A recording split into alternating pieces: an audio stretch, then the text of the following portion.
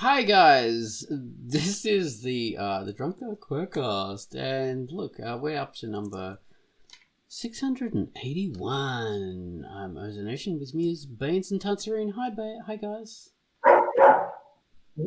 Hello. Tans, you sound like a dog there. What's happened? Okay, I won't question you again. I wanted to try and like lip sync to the dog, but I cannot predict when he barks. Whoa.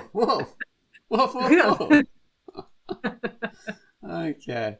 Well, we better move on over to the Quackcast theme music.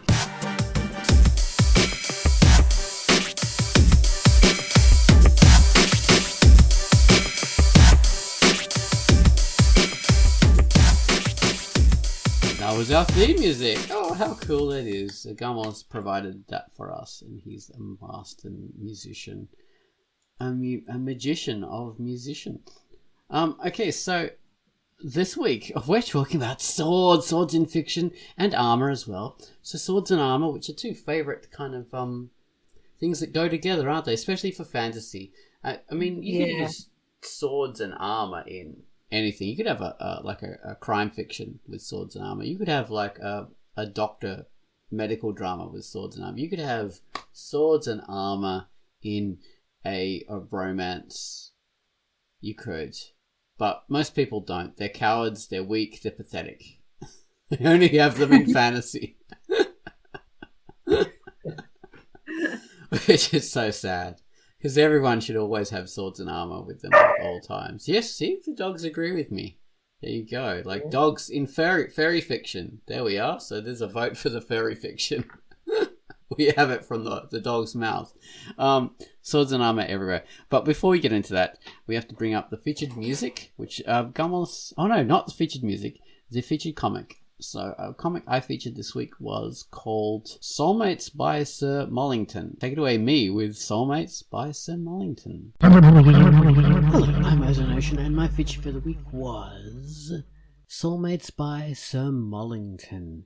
Being a nightclub singer, dressing in fancy clothes, impressing the crowd and performing should be a dream. But not for Amphi, not anymore. The city she loves has fallen to corruption and greed. The mob controls the town, they control everything, and now, what's worse, is they're even letting monsters into the place. But maybe things will change. Her heart is stirring. This is an anthro comic with some groovy character designs. It's mainly black and white with some limited colour, very clean lines, and a beautifully honed style. The story is a drama with hints of romance, noir, and mobsters. Maybe even some comedy. Yeah, it's a very cool looking comic. It's taking a while to sort of really get into the run of things, but it's going quite well, and it looks very honed, very professional, very clean. So I hope you like Soulmates by Sir Mollington, which is a comic by Sir Mollington, and it's rated M for mature. So have a read of it. That was me talking about Soulmates by Sir Mollington, which is by Sir Mollington. So I hope you enjoyed that. Good old Sir Mollington. Next up, we have the featured music. Gummels has given us the theme to Soulmates by Sir Mollington. Oh my goodness me. So here we are.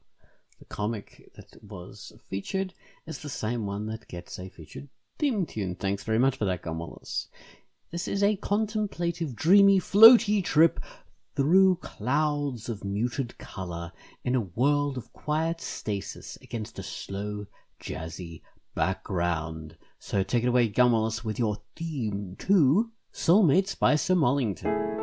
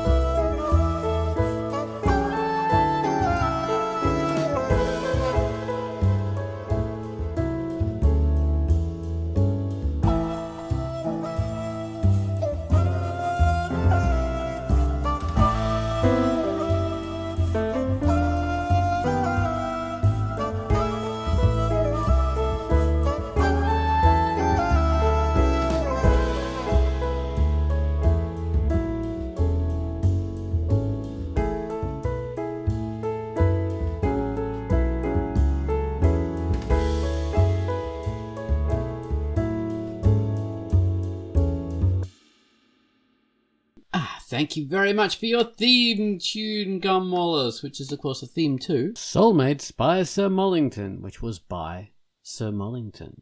Read it. And, because I just featured it. And what more encouragement do you need? If it's been featured, there's a featured theme tune. So it's a no-brainer. Have a look at it. All right. Now onto the Quackcast. We're going to talk about swords. So... Oh, God, swords are something I've been interested in for ages because I was really into fantasy art when I was little, so I love fantasy art and love the swords in those. Always wanted my own.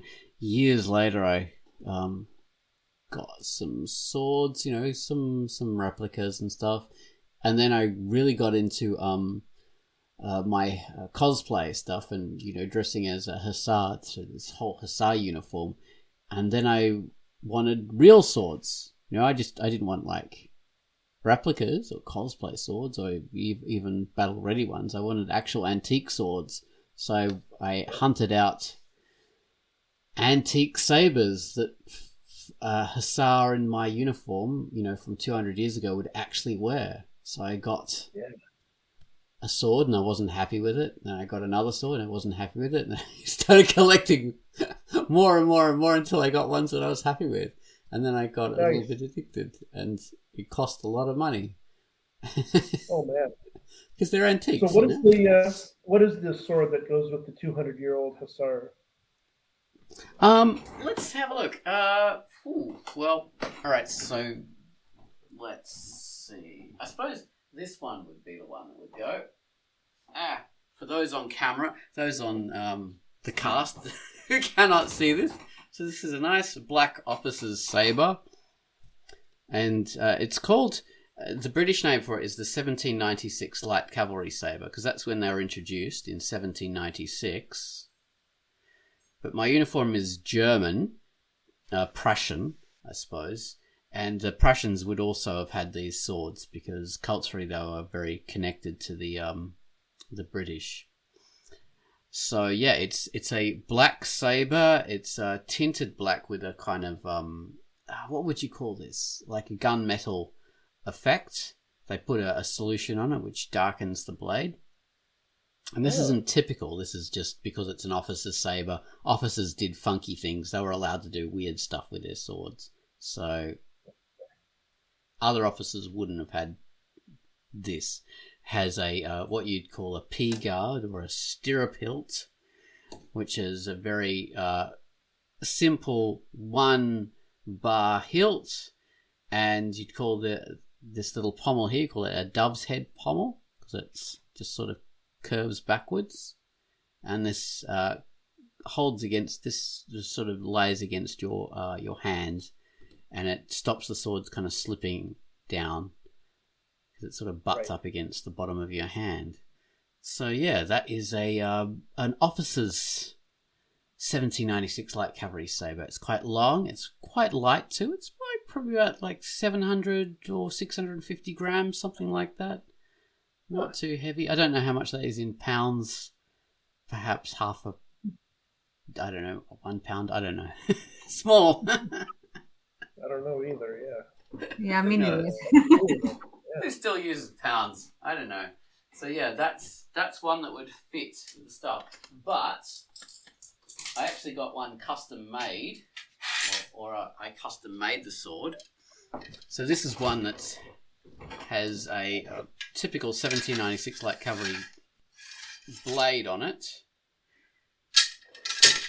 but it has a 3-bar hilt that's made of a stuff called German silver, which is not silver, but it smells like it and it looks like it. It's a mixture of nickel and copper.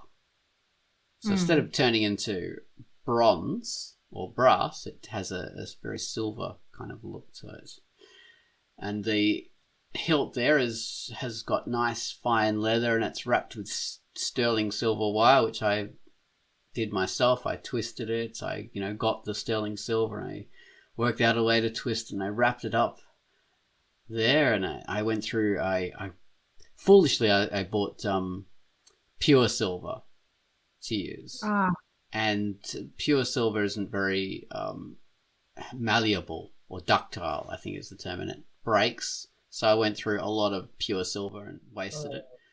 So then I graduated to sterling silver and used that instead. Sterling silver has a very small amount of copper in it, which makes it more ductile.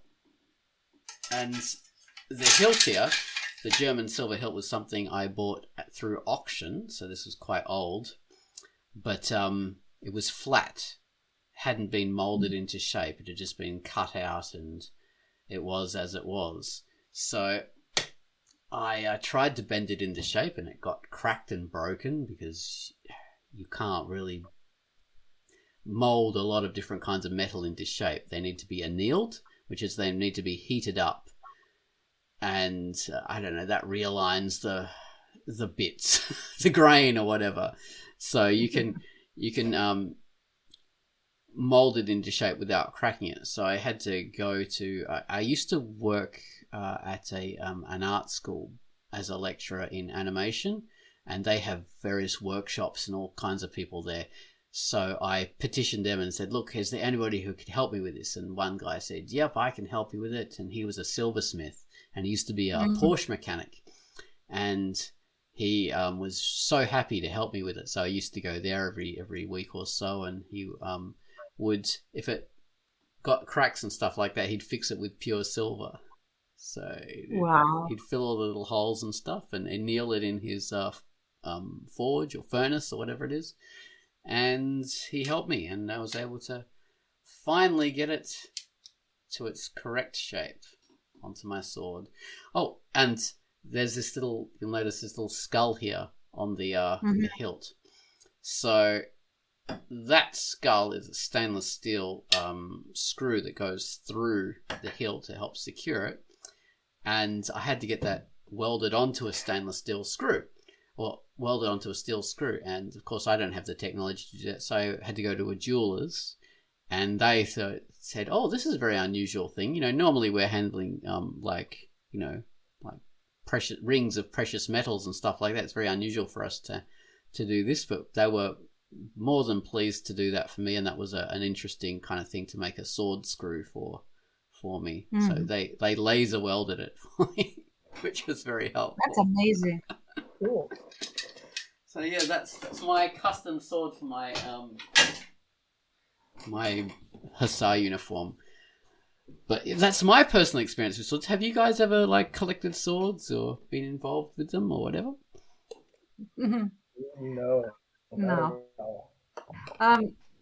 I have researched them and studied them, but I have never had the opportunity to actually own one, or hold one. I haven't. So I have only seen them up close and researched them, and that's all. And okay, well, maybe when you get to Canada, you'll have more chances to. yeah. Hopefully. So what about you, Bones? Yeah, not at all. Maybe I held a sword once or twice, maybe in my life. I want to say maybe more often. I used to have a switchblade that had came out and it was a comb. That's the You scare people with it. Switch. Yes, exactly. A butterfly one. I was going to say I had a butterfly knife as well. When I was a young, maybe preteen. That kind of stuff was exciting, and we knew where to get them. And so I had a butterfly knife. I had a friend who was really into that stuff, so we would he was our leader, So when he got something, I was like, oh, I'm going to go get one of those. And you were the Jets, and you had a fight with the Sharks. We didn't really travel around together or anything like that. He was a cool guy, and he oh man, look what he has. That's so cool. And then you had the dances together. Exactly. Well, of course we would. Yeah. If we are involving switchblades, then I have had a lot. I did try to start a collection at some point because I really like switchblades, not butterfly knives, but I like switchblades that are not Swiss army knives, dedicated, like single blade knife that folds into itself. Let's put it that way, with fancy handles. I really like wooden handles and stuff like that. And I used to have like a couple of really cool ones. But and I was like around. I must have been around 20 at the time, and there was this twat of a cup that like when I was at some point someone I left my bag in my car, which was not very clever of me, and it got stolen from there. Like the glass was smashed, and they took my bag. They found my bag without the money it had inside, and without the switchblade. But when I wanted to report the switchblade, the cop told me no, because then I will have to arrest you for being armed. What? Yes. Wow. I will not report this. And I suspect that he, like, because they gave me the bag, they found the bag and gave me the bag, that he had found the damn switchblade. He liked it and kept it. Uh-huh. But I'm not sure. Well, But that's my suspicion. They do have laws against that. I mean, in a lot of countries, they do have laws against different kinds of knives. So you might have been lucky there. I might have been lucky, but I think that, like, I have checked, and there is no law forbidding switchblades for specific purposes. And if you have them in your bag, like, the point is, don't carry them out as a knife. But if you have them for security or for cutting a seatbelt or stuff like that, it's allowed.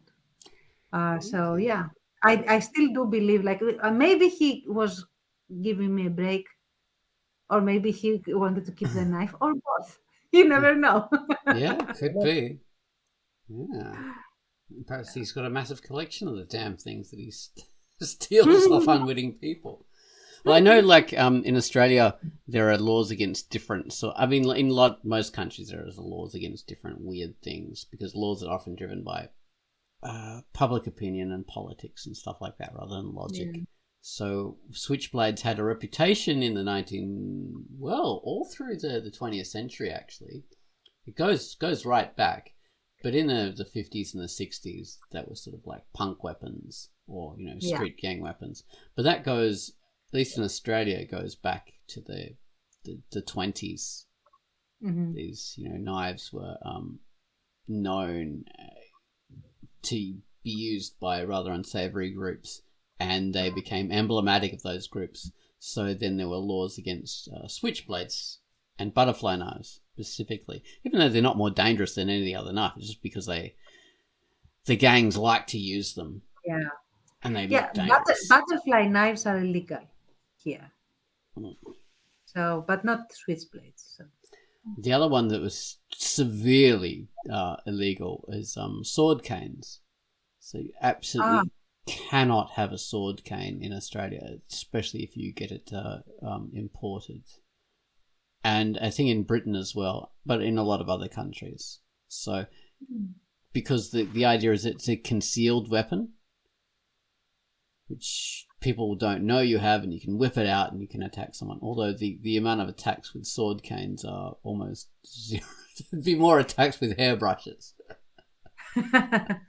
With sharpened spoons.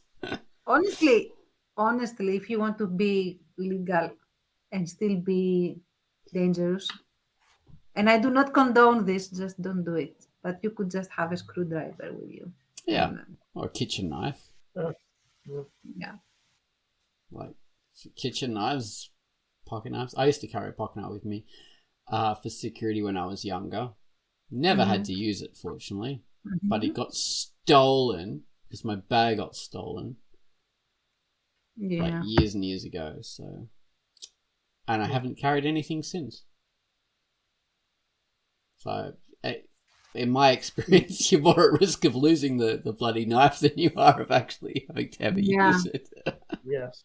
I still have, of all my knives, like 2 tool left. One is the Swiss Army knife that I had for when serving with the Red Cross, because it has all the stuff and the tools that you need to cut through stuff, cut through glass, get access to things. And of course, we would never need it because it would be unlikely that we would be first responders in a scene where you need to get someone out and break glass, but you could have it. So I got it. So yeah, and I have one switchblade with another wooden handle. Not my favorite, but I still have that as well. So you can be all stabby.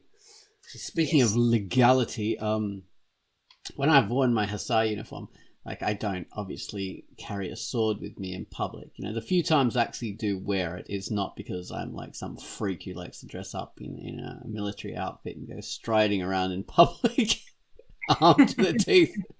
I would do it like for special things like a photo shoot or some kind of costume meetup or a special convention or something. And I was invited to actually a few times I've been invited to military conventions. So people invite me there and I get in free because I've got a uniform and all that, and people come and look and admire it. And they make a point of telling me, look, don't carry a fake sword. You have to carry a real sword with you when you're there. You must carry your... So I take my real sword with me, and it's perfectly fine. I can walk around and I can, pull it out, and because it's on private property and it's managed by these people, and but it's a weird experience to me to actually have a sharp sword in public, and which I would never normally do. We just never do that. But in that kind of situation, yes. And wearing a sword, like there was a meme a while ago saying, because of the Wonder Woman thing, when that came out and she had this sword, she withdrew it from her back. And we'll have to talk about backgrounds. And her dress remained intact, by the way. So. Yes, of course. But there were people saying, look, a girl is not properly dressed unless she's wearing a sword. And for me, I've worn a sword in public on a few occasions now, like for hours, wearing a sword for hours, and it's not comfortable. It's a horrible thing to do. You would not, if you had a choice, you wouldn't really want to wear a sword around all day. It's not fun. It gets in the way. It can trip you over. If you're in around chairs or people. Like if you're on a battlefield, sure, if you're riding a horse around, fine, go crazy, wear your sword. No worries about that. But if you're walking around people and desks and chairs and stairs and all this kind of stuff, it just gets in the bloody way. It's a pain in the arse, basically. Going to the loo with wearing a sword. You have to take this stuff off. You have to get it out of the way. Sitting down, like buying lunch, it's a pain. So I would not recommend it. So the whole meme about, I'm not properly dressed unless I'm wearing a sword, and I just want to be able to wear a sword. Unless you're wearing like a little tiny one, that's the only way it makes sense. Or you're a person on a battlefield in a wartime situation, then fine. Yeah. Everyone's wearing it. It's cool. But yeah, that's my experience. I've had quite a few experiences of it, and it's nothing that I would really want to do. So yeah, there you go. So yeah, the back wearing one. So this is something that's popular in art. It became popular in fantasy art, I think, in the 80s. I don't think it was from the 70s or anything before that, although it could have been. It became big, and now we have it in movies and anime and manga and just everything. People always wear swords on the back, which you can't physically draw a sword on the back that's longer than your arm, which they always are. So samurai didn't do it, ninjas didn't do it, no one did it. That's something that was never done in history. In reality, people just didn't do it. But it looks cool. Cool. Yeah, cool. It does. does. And if you're wearing a short sword, a really short one, like a Mongol kind of dao, something like that, maybe it could work. Even then, though, I mean, you still need to open yourself up. Like, you are not on guard when you lift your arm to draw the sword. I don't know. I don't feel. It will always be awkward. Yeah. Well. But it looks so cool on a Mongol warrior. The fantasy Mongol. Yeah, it does. It does. You can those curved swords on your you back. cannot oppose that. Definitely looks cool. It's just not practical. No, a knight would never, ever, ever do it either. Speaking of, and the funny thing go is, on. I was just gonna say, the funny thing is that you always see them wearing like the gigantic Zweihandel great swords, spadone. These are the huge, long ones. They're like 1.5 meters long, maybe even as long as 6 feet. Like giant swords, which they never wore on your back because you can't ever draw that from your back. You need someone else to draw it from your back. And there could be an argument of someone like carrying it that way, because how else are you going to carry it? But apparently they just chuck them on carts. They would never, because carrying something like that would mean, you're lugging around this great big lump of metal strapped to yourself. Yeah. And the people who carried these swords were usually people like Landsknechts, Yes. which famously, I mean, more people than that carried them, but Landsknechts famously really, really loved them. And these were German soldiers who wore beautiful outfits. Like they'd have an arm with beautiful yellow ruffles, and the other arm would have like slitted puffy silk in like black and red, and their trousers would be the same kind of thing, like all this kind of amazingly frocked and frilled stuff, and they'd have these gigantic swords that they'd carry, and they'd have another sword at their side as well, which they called a Katzenblagger. So they'd be armed to the teeth, these guys. Like, as they'd have these huge hats with feathers all over them, cascading down in all different colours. And they'd be very, very large people with, big beards and stuff like that. So, yeah, they'd be contravening all kinds of modern stereotypes, because we associate, fancy colours and fabrics and stuff like that with ladies or effeminate people, but they're very opposite of effeminates. The fashion was for them to wear fancy clothes and carry gigantic swords. So anyway, sorry, Tance. No. I mean, going to say something about since you went in the direction of dress, I was just going to segue in more in practicalities, which is like fantasy armor. A lot of fantasy armor is go for it, armor. Yes, completely impractical, and I have a lot of I have armor in the brain right now because I have to design armor for the different units of the Despotate in Verdant. And one is for ladies, because they actually have women in armor there. They are not an egalitarian society, but their discrimination lies elsewhere, not in women cannot fight. That they don't have that problem. They have other problems. So okay. So I have to design armor. So I of course went to see what other artists are designing in styles, and there is like it's a phase I think that is fading now, that they have the bikini armor. And God, I love that. Yeah, I love it. I don't care. Yeah, I really don't, because immediately, like, it makes me feel sore. The moment I lay eyes on a bikini armor, like especially the ones that look like thongs, metal thongs, and really tiny straps that go over the nipples and have like small, tiny little cups over the nipples just to cover the areolas. Well, they're the most vulnerable spot on the body. That looks uncomfortable as bleep, because it's oh my god, who would wear that? First of all, second of all, it protects nothing, not even yourself.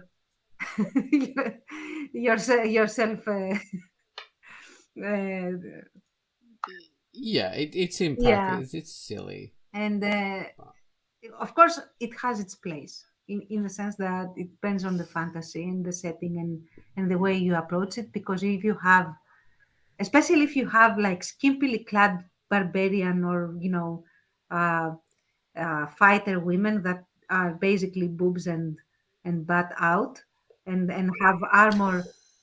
And only have armor on the arms and the legs maybe. But then you also have the beefcake male counterpart that is dressed less than human, and also has this like a metal little skirt thingy going on, or something like that, and just a belt, like a belt across the chest. Yeah. And the irony is that they have like a ton of scars over their chest, but they have not learned their lesson, and they still will not wear armor over that. So I love it. I think, like, lending some context to it, I think, like, where this trend really started had that. I don't know for sure because I haven't researched this. I mean, I have researched it, but I haven't like deliberately researched it to work it out. But from what I've seen, it sort of started with a couple of origins. So there was a real kind of popularity in the 1950s, 1960s of the sword and sorcery film, especially not sword and sorcery, sword and sandal. So which came from Italy mainly, with the films about Hercules, and a lot of like Roman kind of things and Greek kind of things, like mythology, all that kind of stuff. So they had a lot of these films. They became very, very popular.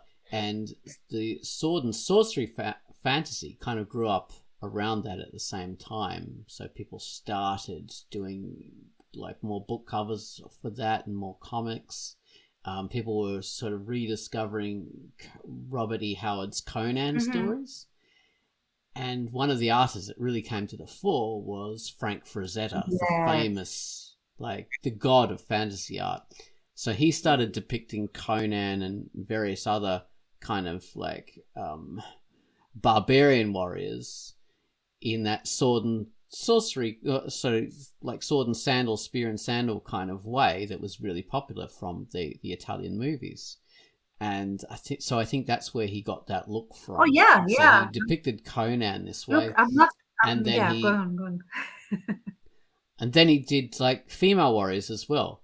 So, as you were saying, like the female warriors in the bikini kind of stuff were armored slightly more than the male counterparts. So that's had that origin. Yeah. But since then, people sort of took the females and kept on exaggerating the skimpiness. Yeah. But they didn't do that for the men. The men would be properly fully armored, whereas the women stayed without the context of the male skimpiness, which didn't make any sense, and that really points it out as being dumb. Thank you, because I really like the skimpiness on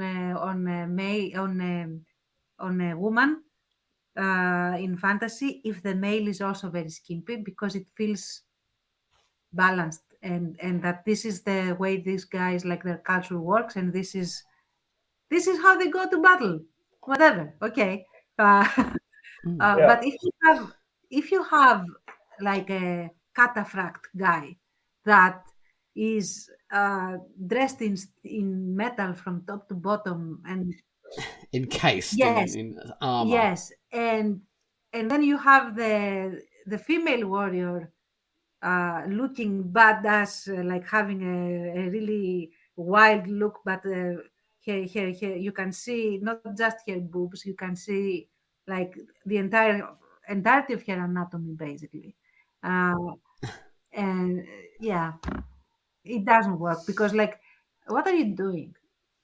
You don't have the culture of where everyone fights naked. You have the culture where metal protects you. So yeah, that's where I have my issues. If it is for both sexes, perfect. We love to see it. It's it's eye candy. It's fine.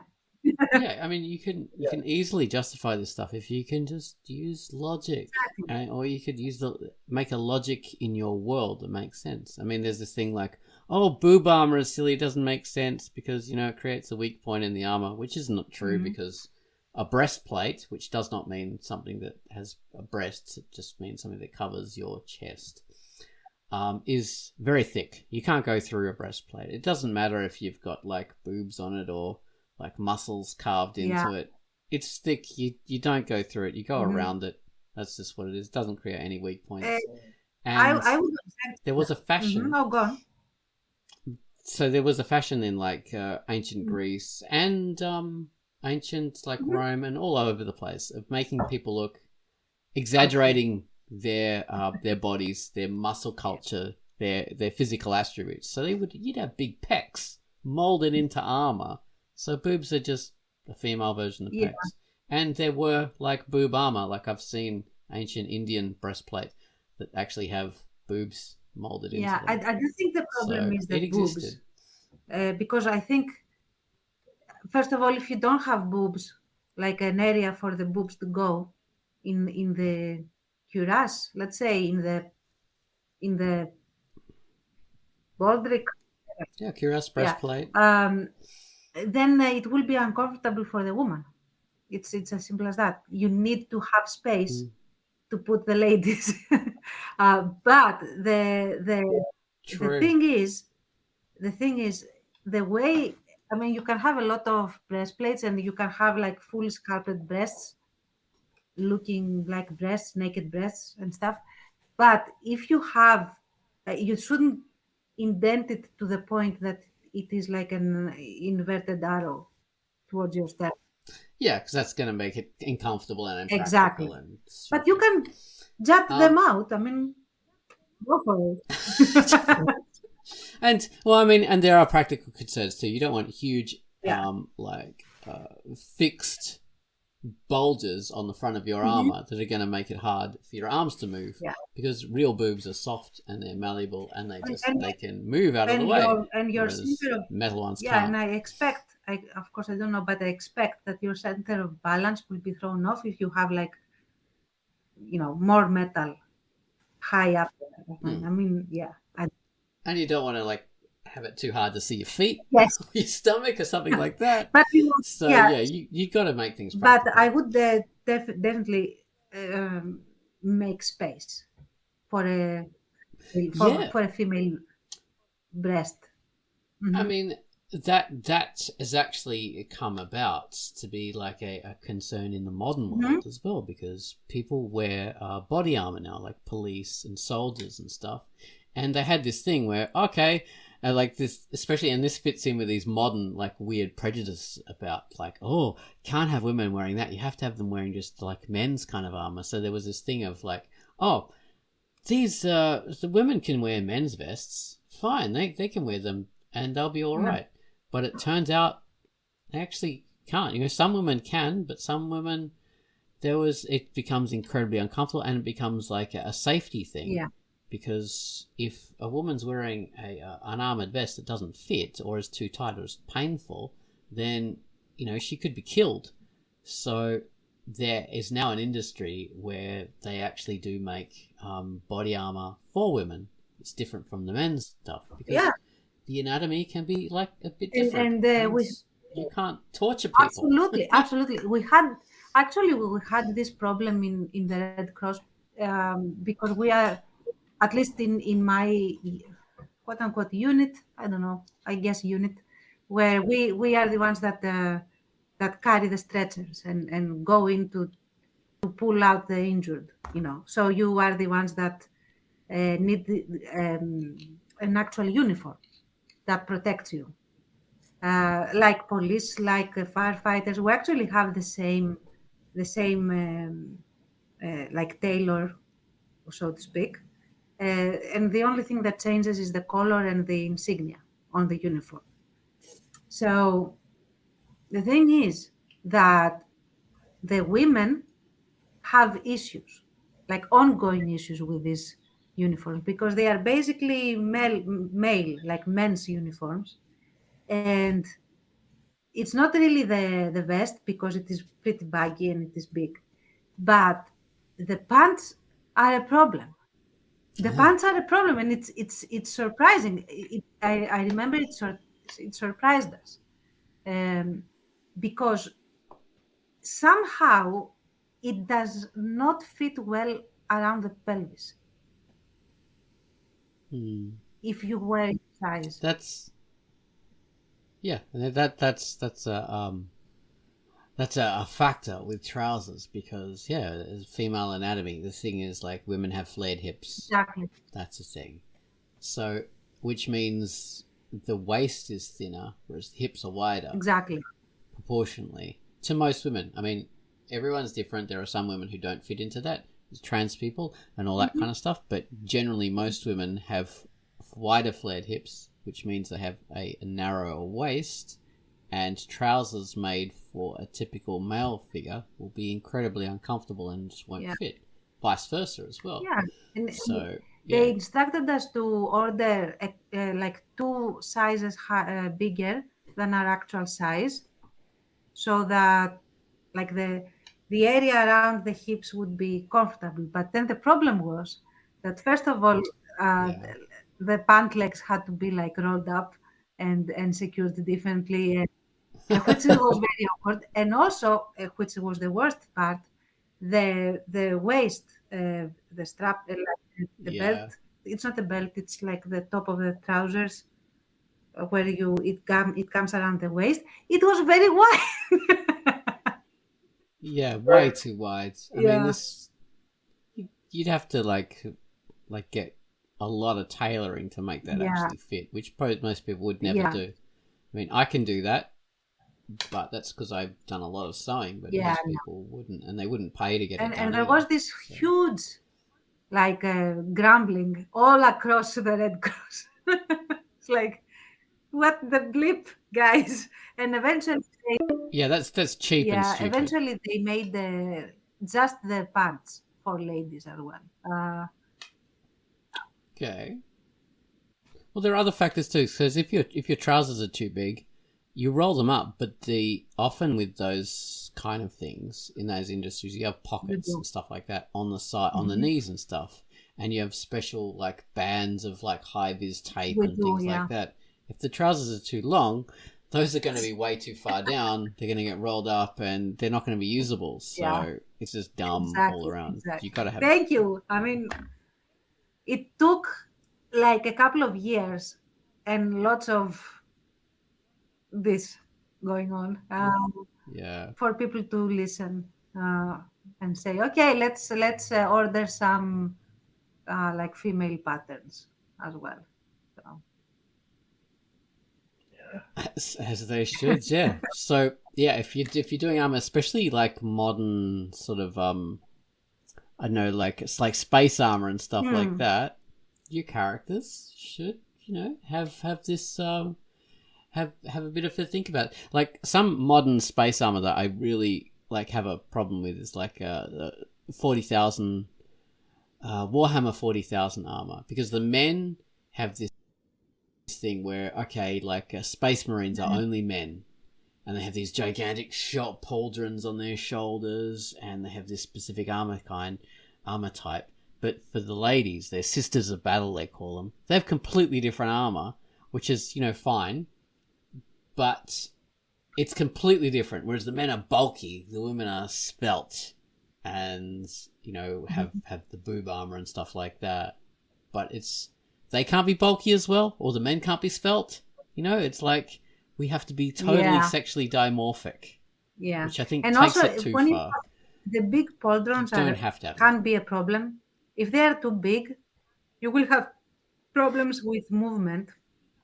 Like if you raising your arms is going to drive your pauldrons right into your jaw. So that's not gonna work. Yeah. So yeah. It's the rule of cool, baby. The rule of cool. It's just the only rule we go by. Make the fortress as big as possible. Oh dear. All right. Okay. Back to swords again. I think. All right. So, Tance, your favorite kind of sword is anything that's Damascene and curved. So, Baines, what's your favorite kind of sword? Oh man, I've never. Well, I usually carry a hockey stick. Of course. So I know a sharpened ice hockey stick. That's my defensive and offensive weapon. So, like Casey Jones from the Teenage Mutant Ninja Turtles. That's Baines. I love just sort of got the Jason That mask. was the only character I liked from the Teenage Mutant Ninja Turtles, and you can come at me for that. So yeah. I accept that. Okay. Sure. All right, Baines? Yeah, I've never given it a ton of thought. I guess I kind of like you showed on the Patreon video. You showed the last one you showed was a shorter sword. What I used to think of as a cutlass or like a pirate sword is what it looked like to me. I guess I kind of like that sabres kind of thing. Yes. Team curved swords. Yes. I think that's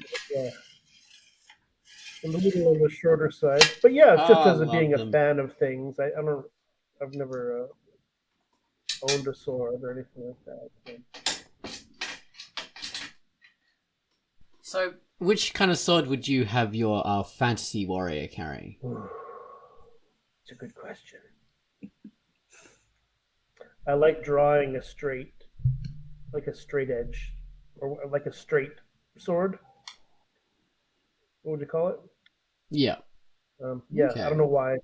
So, all right. So, like a long sword, or a side sword, or an arming sword. Those are the three typical kinds of medieval. I guess the side sword would be a bit shorter.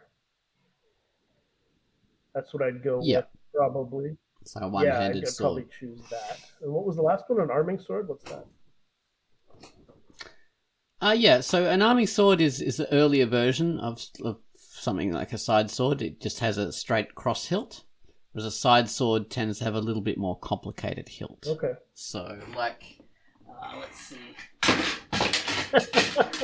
So, like what I've done to my rapey hilt here. You can hear these swords rattling around on your floor. Yeah.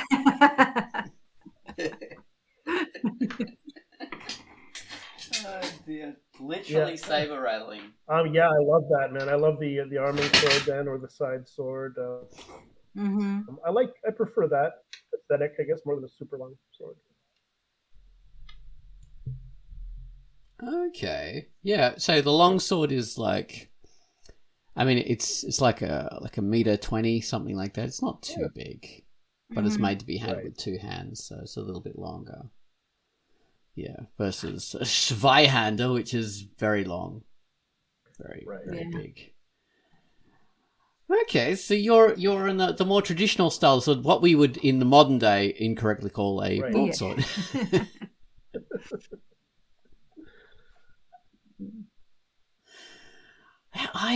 When I was younger, I had a real kind of fantasy about all those kind of swords until I got a sword, and then I wasn't really interested in that fantasy anymore of carrying swords and using them all the time.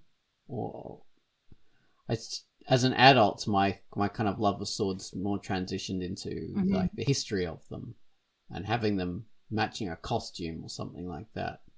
But I would collect them because they were a historical thing rather than something I would ever want to use. But yeah, like for a fantasy character, I would probably give mine a saber because I love military sabers. So Tance, you would be more.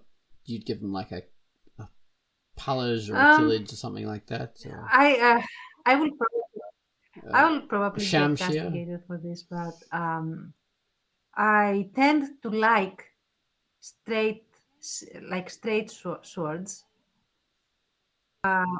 for men, like the one Ethan has, and I like the scimitars or the curvy swords on women. and Ooh.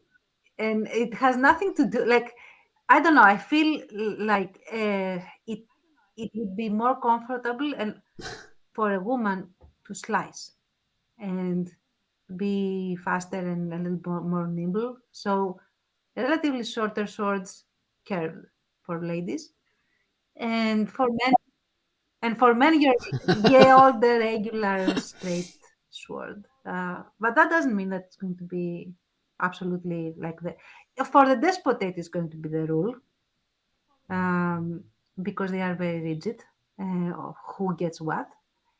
But it's not going to be the rule. The Okay. but yeah, and the general idea for that came more from like when I used to do my martial arts, and um, there were a lot of discussions on what weapon fits best who, and that's where I got my biases like from, I guess. Ooh. Yeah. Yeah. That's fair enough. So, all right, one of the things that is, this is an internet kind of driven idea, is people have gone, okay, so swords. Actually, in history, swords were like not even a thing. Like they were backup weapons. Sword is a backup weapon, like a sidearm. It's like a modern day pistol. Like a military person would carry a pistol. Swords are a backup weapon. They were never used as a primary weapon, which is sort of true, but it's it's exaggerated, and now that's a myth. So because people who don't understand it, they have a little bit of truth, and they just go too far because they don't know the whole truth. So swords have been used both as backup weapons and primary weapons. So if you ever hear someone say, "Oh, swords are never a primary weapon; they're always a backup," they're wrong, because it varied on the context, cultural context, and the time period. Geography, the particular situation, all kinds of things. Like hussars, my favorite people, would wear their furry hat, their braided tunics. They'd be riding around. Sabres were their main weapon. Not a gun, not a spear. They carried sabres all the time. That was their main weapon. Roman soldiers, their main weapon was either the pilum, or they would have guys with their great big shields and swords, and that's how they work. So, and there's all kinds of other examples too. And I have to say that it also weapon. depends a lot on the context. Like, where are you going to be fighting, and how? Because Exactly. exactly, Like indoors in a city, you're going to wear a sword. or you wear very specific swords, like very very short ones, depending. Like on a ship, exactly, you're going to use a cutlass. Exactly. They didn't use axes or anything like. I mean, axes were almost never used. That's like a very minimal thing. Whereas in the modern day, in a pirate movie, everyone has axes and all kinds of weird stuff. And no, there is another thing. Like, for example, in a battlefield where you go head to head, armies clash over on a lawn. You're gonna use spears. That's going to be the first thing, and or you're going to use your archers that are in the back and stuff like that. But that doesn't mean it's the primary weapon. It's you have method to how a battle progresses. We don't, rush in willy nilly and. Everyone use your primary weapon, whatever. It doesn't work that way. So no, it's stupid. Like in a melee, exactly. they're going to use swords. That's the weapon. You can't use a sword in a crowded battlefield. I mean, sorry, you can't use a spear in a crowded battlefield when there's all kinds of people beside you and in front of you and stuff, because there's no way to move it around. So you have to have a sword for that kind of thing. It's context dependent. Yeah. So that's how it is. Exactly like you say.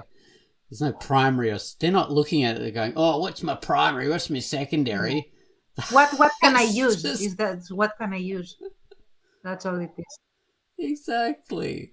They haven't even touched upon like daggers that were the primary weapon in very narrow streets in Genoa, for example, or uh, you know.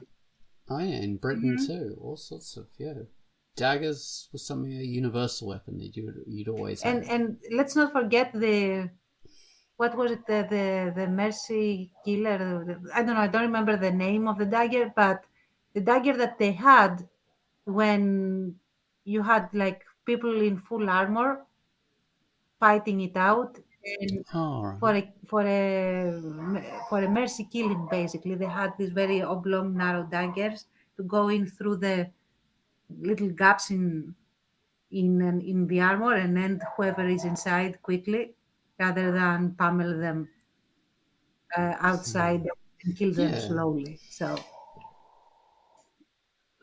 There's 3 different kinds of daggers that the knightly class would carry. I can't remember the names of them now. One of them was very popular in the early days, was colloquially known as the bollock dagger, because it has kind of 2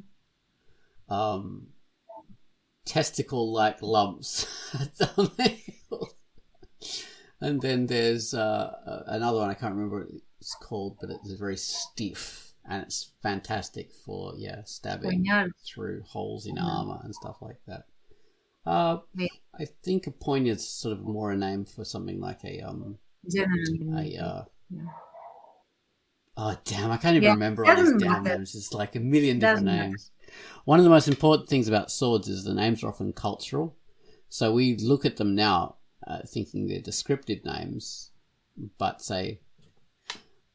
Kilij, which means sword in Turkish, and katana just means sword in Japan. Dao just means sword in Chinese. So a lot of these things just mean sword rather than describing something. Shamshir just means sword. Anyway, so the Quackcast is ending now. Thank you very much for listening to our Swordcast and Armorcast. Thank you. Bye-bye. Bye. Bye. Oh my god, do I have time to make a sword noise? I don't know. Doing. Here it is. Damn it. I'll try and draw a second one and cling them. Oh, okay. I have 2 swords drawn and I'm going to clash them. There you go. Ding, ding.